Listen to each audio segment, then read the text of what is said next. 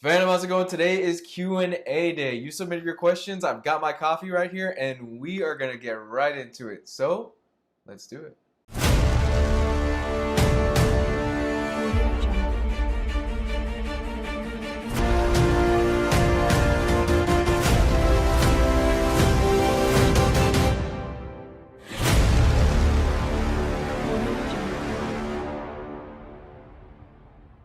First question comes from Mr. Banana, and he asks, have you ever thought about going full-time YouTube? I've been loving your new stuff, and you're one of the best comic reviews out there, in my opinion. Greetings, mate. Thank you so much, Mr. Banana. To answer your question, would I love to go full-time YouTube? Yes, most assuredly yes. Okay, there are a lot of YouTubers out there that say, oh, I'm just doing this for the fans. I don't ever want to go full-time. I don't ever want to get money out of it. I'm going to be very blunt out of you. I'm going to be very honest with you, and I would love to make this full-time. However, in order for me to make this full-time, I would probably need about $2,000 a month just to make this work full-time. That's just including for everything that, amenities, student loans, production costs, things like that. I would just need that much money, and that's just the reality of things. That's things that people on YouTube will not tell you. That's just how I am. I'm being honest, which, I would love to do this. Honestly, that for me is the ultimate goal, that someday I can actually go and do like comic book cast or like comic story and all those guys, that they can do this stuff full time, they get paid for it, and they have sponsors. I would love to do this, but that's the goal one day. Super Handsome Pig, you ask, will you ever do a collaboration with Comic Pop or the Omnibus Collector? I actually have talked to Riley on Facebook. Nothing like, yeah, let's collaborate or anything. Just, commented on a few things and stuff like that. If you're in the Omnibus Collectors group, Riley's a real cool dude. If you don't know who he is, he's the Omnibus Collector. Go check out his channel. Love you, dude. He's started a Facebook group for omnibus and hardcover collectors that is awesome. I really recommend you check that out. I'm going to put that actually in the link in the description. But would I ever do a collaboration with him? Sure. Riley's awesome. I would love to do something with him one day. And you also asked, would I ever do a collaboration with Comic Pop? I would honestly love to, but I'm so small scale. I only got like 5,000 subscribers that I don't even think I'm on like Cape Joel, Comic Pop, Comic Storian, all those guys, Comics Explained. I'm not even probably on their radar. They probably don't even know who I am at this point. But I would love to do something with those guys in the future. Yeah, of course. Who wouldn't, They are some of the biggest YouTube channels for comic books that are out there. Chelsea McIntyre. You asked, did you ever get to reading Private Eye? If so, what did you think of it? Keep up the good work, been loving everything you've been doing with the channel lately. Have I ever read Private Eye? Yes, I have. I actually even recorded a review of Private Eye. I didn't like the review.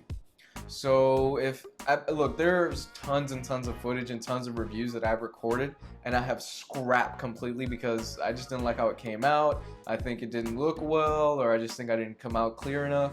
So I've scrapped reviews in the past before. That was one of them. As a quick synopsis, I really enjoyed Private Eye. Do I think the hardcover collection is worth it? Yeah, it's actually a really good read. There's some special features in the back of it. And I think overall, if you are a fan of Brian K. Vaughan's writing and Marcos Martin's art, by all means, you should be picking it up. Darth Max, what was your first comic ever? My first comic ever. Oh my gosh. We're talking like early 90s, maybe 1990. I picked up a Sonic the Hedgehog comic book, and it was just, it was something I picked up at like the gas station when gas stations used to sell comics back in Texas. And I picked it up, I took it and showed it to one of my friends, and my friends, being the asshats that they were at the time, you're kids, they actually ripped it up and threw it all over the tennis court. I was so mad. Ugh. Yeah, those are the kinds of friends I used to have. Stuart Main. Hey Hardcover, I noticed you haven't uploaded a video review of Netflix's Daredevil Season 2, and I was wondering what you thought of it compared to Season 1. I personally loved it, and that bit because of John Bernthal's Punisher. I love Daredevil Season 2. I'm planning to review it, and I'm also planning to review a bunch of other things like TV shows. I really want to review Stranger Things. I've been loving that a lot. I think what I'm gonna end up doing eventually is that I'm gonna relegate like all the TV shows, all the movie stuff, all those reviews. I'm gonna push that over to Patreon and make that kind of like a Patreon subscriber thing. But that's where I think I'm gonna head with that. But for the right now, though, that stuff is all just gonna be on the main channel. EC Ranger Gaming, you ask, what's your opinion on The Flash as a comic book character, TV show, and upcoming movies? By the way, I asked this one of the last Q&A. My opinion on the Flash. I absolutely love the Flash. I think he is awesome. I really, really do love the Flash. He's such a cool character. And the TV show. I like the TV show. The TV show is actually, for me, the best stuff that the CW is putting out. Like, of all the TV shows, Arrow, Supergirl, that's going to be moving to CW now, I think the Flash is hands down the best. I can't get enough of the Flash. It's so great. It's a fun TV show. And my favorite Flash, for those of you that are wondering, is Wally West. I'm a Wally West fan. That's just the Flash I grew up with. Jax, PK, Dear Hardy, are Daredevil Omnibus, apart from the Frank Miller, getting a reprint? Funny that you should ask that. It was actually just solicited that the Brubaker Daredevil Omnibus Volume 1 was just getting a reprint. It is coming out later this year. I'm curious as to why they started out with the Brubaker run rather than starting out with Bendis and moving forward, because when you think about it, Bendis comes before Brubaker canonically, and then that leads into, you know, the whole run of him being in prison and all that other stuff. But I'm really curious as to why they decided to go that route. But what that tells me is that eventually the Bendis run should be getting a reprint also. So for those of you that are out there that are like, man, should I jump the trigger on this really expensive Bendis Daredevil Omnibus? Hold the gun on that one. Septimus77, what was the book that got you into comics? I'm so glad to see you're back. I was really sad when you were gone. Hey, thanks, man. What was the book that got me into comics? The book that reintroduced me to comics, and I've said this before, is, believe it or not, The Walking Dead. I have a friend who, shout out to you, buddy, Armando, that you're out there if you're watching this, who was into comics. He was into Walking Dead, he was into zombies and things like that, and he's like, dude, you gotta check out Walking Dead. Walking Dead's awesome. You gotta check out Walking Dead. And I picked up the first trade of Walking Dead, and I saw it was in black and white. My first reaction was, does it come in color? He goes, no, it's The Walking Dead. Just read it, I'm telling you right now, and enjoy it.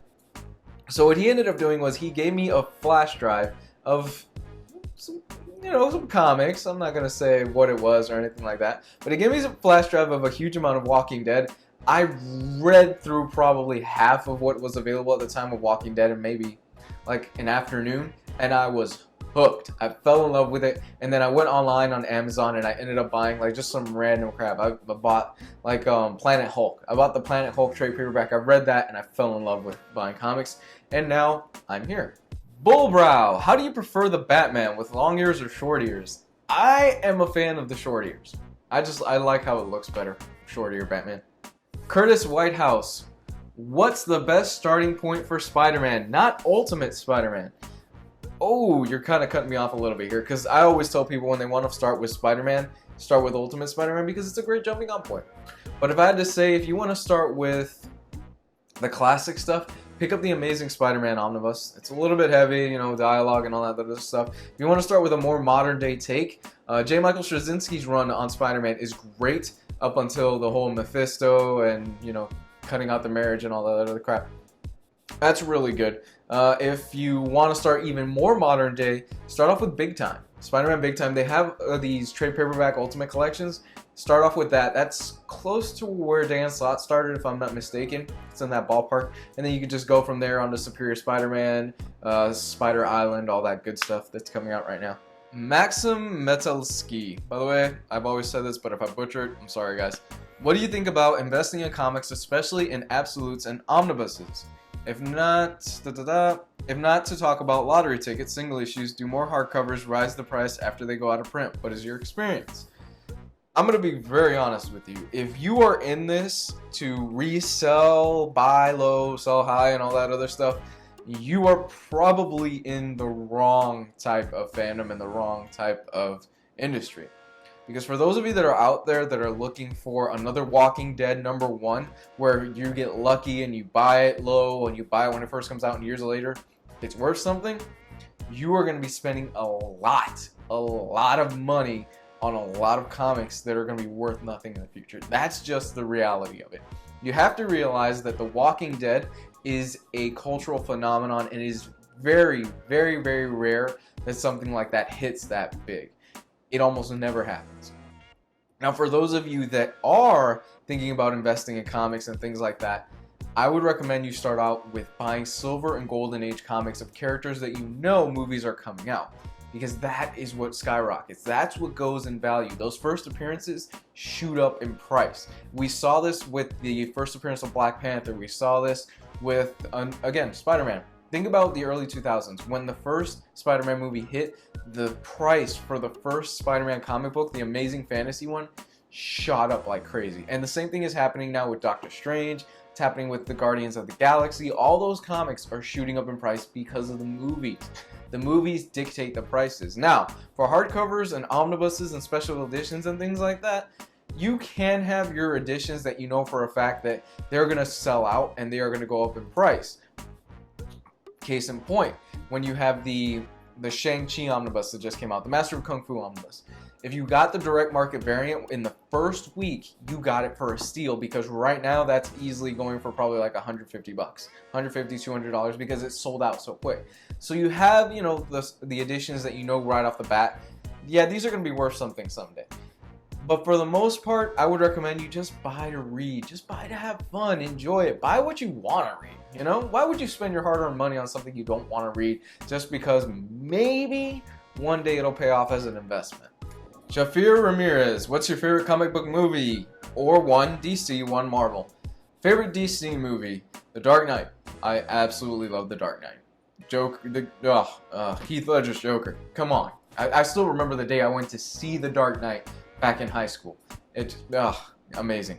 Marvel, Guardians of the Galaxy. For 2 hours, Guardians of the Galaxy took me back to when I was a kid. I absolutely love Guardians of the Galaxy. I can't get enough of Guardians of the Galaxy. Wolfgang Amadeus Mozart. Do you believe DC Cinematic Universe is any competition to Marvel's universe? Not at the moment. Honestly, not at the moment. Especially with me having seen Suicide Squad the other day. You're going to get that review pretty soon. No, DC has a lot of cleaning up and a lot of work they have to do, mainly behind Warner Brothers. I really don't think a lot of this is DC. I think it's more Warner Brothers and their studio executives not knowing what the hell they are doing with these properties or a firm understanding with it. Honestly, if you want my opinion, I think start from scratch. Wipe the slate clean. You've got the Justice League movie coming out. You've got Wonder Woman. What you can do is you make Justice League Flashpoint. Justice League Flashpoint. You get Zack Snyder the hell out of DC and Warner Brothers, because he clearly doesn't know what he's doing. He's a great visual director, but he just does not understand these fundamental characters. Get him out of there. Flashpoint, you start the universe from scratch, and you're good to go. You know? You fix the tone. Because, like I said, at least for me, and I've been reading a lot of fans saying the same thing, it's too dark, it's too sour, you have to have a little bit of fun. These characters are meant to be more fun. They're superheroes. They are supposed to be fun. If you dark and gritty it up too much to the point where nobody wants to see it and everybody's like, there's no point, these aren't fun movies anymore. And that's what seems like it's going on with Justice League. Justice League seems that it's going to be a much more fun film. AJ Navarro asks, what is my job? My job right now, full-time job, I am actually a special needs teacher. I work with kids that have autism, and yeah, I love my job. I honestly, I absolutely love my job. I want to make this a full-time thing, but I think if I were to make this a full-time thing and keep my teaching job, I would be in love. I would be just perfect. Because I don't see myself giving it up right away anytime soon. I just love what I do. Mr. Johnny Kidd, what omnibus are you looking forward to, and when am I streaming again?